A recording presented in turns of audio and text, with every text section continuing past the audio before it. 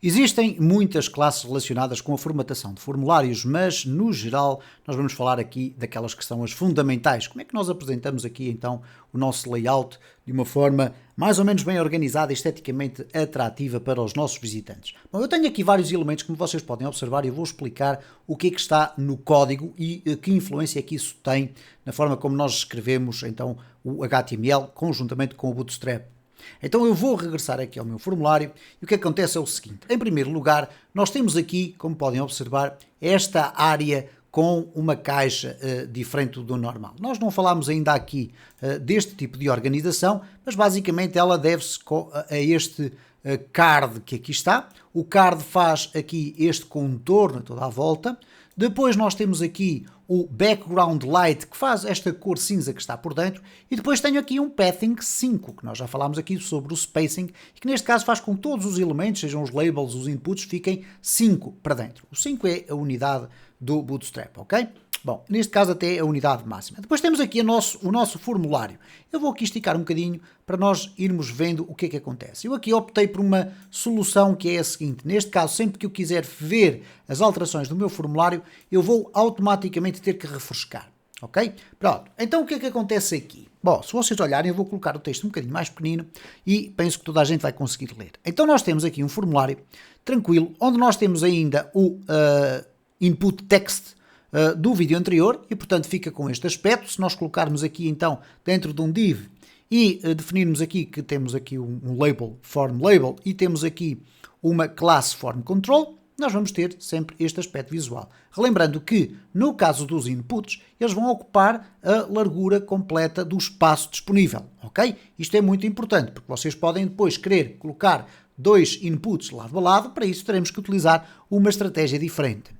Bom, no caso da password ou da senha é exatamente a mesma coisa. Neste caso a única coisa que muda, obviamente, é o aspecto visual dos caracteres que são incluídos. E agora vem aqui uma novidade, que é este div com a classe form_text. A classe form_text, basicamente, quando é aplicada, vai fazer isto exatamente que aqui está. Um texto ligeiramente mais pequeno, com uma cor ligeiramente mais suave, simplesmente para deixar uma dica, uma nota de rodapé relativamente a um determinado input. E ele pode ser utilizado seja em textos, em passwords ou senhas, seja relacionado depois com os checkboxes ou radio buttons. Nós podemos sempre que quisermos colocar um div class form text, colocarmos ali um texto neste caso, com a explicação que nós quisermos dar aos nossos visitantes.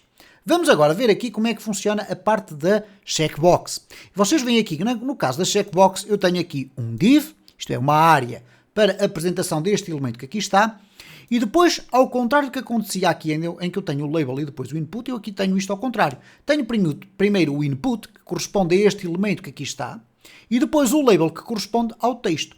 Através do atributo for, os dois elementos ficam relacionados. Porquê? Eu aqui no for indico qual é o nome do ID do input ao qual quero relacionar e defino aqui um ID que é este cheque ligado. Poderíamos ter outro nome qualquer, se eu colocar aqui ID cheque ligado. Obviamente, se eu quiser relacionar este label com este input, eu vou ter que colocar aqui ID underscore cheque ligado. E, portanto, ficam irmanados desta forma. Ora, o que é que vai acontecer? Isto permite que quando eu clico aqui ou volto a clicar, ele ative ou desative aquela cheque. Isto acontece também se eu fizer diretamente em cima do input, mas esta área daqui não faz parte do input e ainda assim permite alterar aquele estado. Bom, o que acontece aqui é o seguinte, eu tenho para além do MB3, isto é, criar aqui um espaçamento para baixo, tenho uma coisa chamada form check. Se nós removermos daqui a form check, vocês vão ver que não há uma diferença muito substancial. Reparem, eu ainda não alterei, não refresquei a minha página, se eu agora refrescar, vocês vão ver que a única coisa que acontece aqui é um espaçamento que existia aqui que deixou de existir. Mas de qualquer das formas, não havendo uma alteração muito substancial, o que vocês devem fazer é sempre seguir mais ou menos esta norma e colocar ali o form check. Então reparem, quando eu agora refrescar, aqui o manter-se ligado vai abrir um bocadinho mais para a direita. Uma questão de organização dos elementos e alinhamento fica muito melhor. Depois, em termos de formatação, nós temos duas coisas novas. Temos aqui no label o form check label, ok? Form check label, e no input temos um form check input e não um form control, ok? E portanto, Neste caso, vocês terão que utilizar estas classes para formatar desta forma. Passando aos Radio Buttons, nós temos exatamente a mesma coisa. Reparem, um form check não é um form radio, ok? Ao contrário do que poderíamos pensar, por ser uma checkbox seria check, e no caso do radio button seria radio. Não, continuamos a falar de check e continuamos a falar de inputs, ok? Não colocamos aqui uma classe diferente. Portanto, elas têm tudo semelhante. Obviamente vocês terão que perceber que no HTML as checkboxes funcionam de forma diferente dos radio buttons, porque o radio button só permite criar um grupo ou dois grupos, mas em cada grupo só pode estar uma opção ativa, e para isso trabalha-se aqui com o nome dos atributos, mas isso não faz parte do Bootstrap.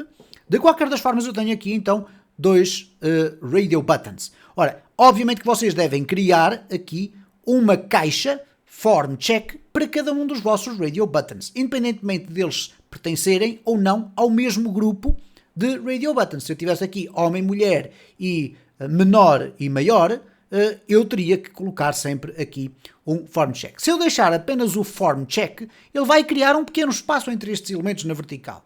O que neste caso, em termos organizacionais, é o que se pretende. Porquê? Eu não quero que eles fiquem muito espaçados, porque se eu for aqui usar agora as classes MB3, por exemplo, reparem o que é que vai acontecer. Eu vou aqui refrescar e vai ficar aqui um distanciamento muito grande que não permite perceber logo de imediato que isto se trata de um grupo de inputs. Então, é preferível que vocês deixem que seja o Bootstrap a fazer essa organização. Vocês colocam ali, ele vai dar um pequenino espaçamento e fica tranquilo. E, portanto, já viram também que ele vai funcionar corretamente. Depois, há aqui alguns aspectos relacionados com alguns atributos que nós podemos colocar no HTML que o próprio Bootstrap se vai encarregar de gerir.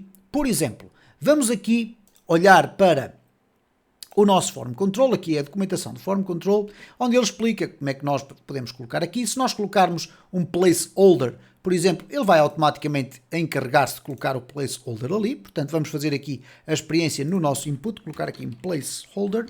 O placeholder é um texto para indicar, escreva aqui o seu usuário. Okay? Eu estou a ser demasiado explícito, mas reparem, então o que é que vai acontecer quando eu chego aqui agora e refresco? Ele tem aqui então, escreva aqui o seu usuário. Quando eu começo a escrever, ele troca o texto. Quando eu o apago, ele deixa lá ficar o texto. E o Bootstrap faz ali aquela parte da alteração das cores, etc.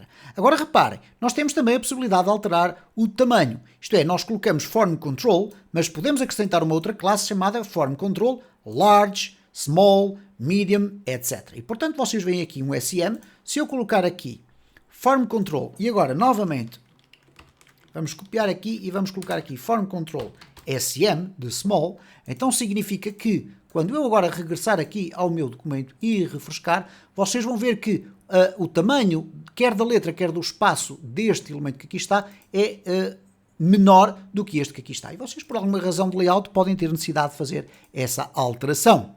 Temos também a possibilidade de colocar o Disabled. Ora, neste caso, nós não temos que colocar nenhuma classe especial de Bootstrap. Ele vai automaticamente identificar que existe aquele atributo naquele elemento e vai colocar uma coloração. Como é que isto se faz? Vamos imaginar que vocês, por alguma razão, não querem permitir que o usuário seja preenchido. Então, aqui nós vamos colocar Disabled.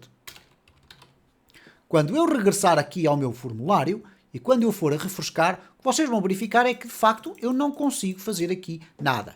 Aconteceram duas coisas com aquele Disabled. O HTML impediu que eu, a partir de agora, possa editar este valor, e o Bootstrap, sabendo que está lá aquele atributo Disabled, foi colocar uma cor cinza de fundo para nós termos esta informação de que não temos a possibilidade de editar aqueles dados. Bom, vamos ver aqui mais alguns aspectos. Temos aqui, por exemplo, o Read Only. Okay? Bom, o Read Only vai ter um aspecto muito semelhante a este que aqui está, com a única diferença é que nós aqui podemos selecionar o texto e copiar, basicamente é isso. Mas reparem que continua a ser o Form Control. A única coisa que vai acontecer é que existe aqui um Read Only, que é um atributo da HTML que nada tem a ver com o Bootstrap. Ok?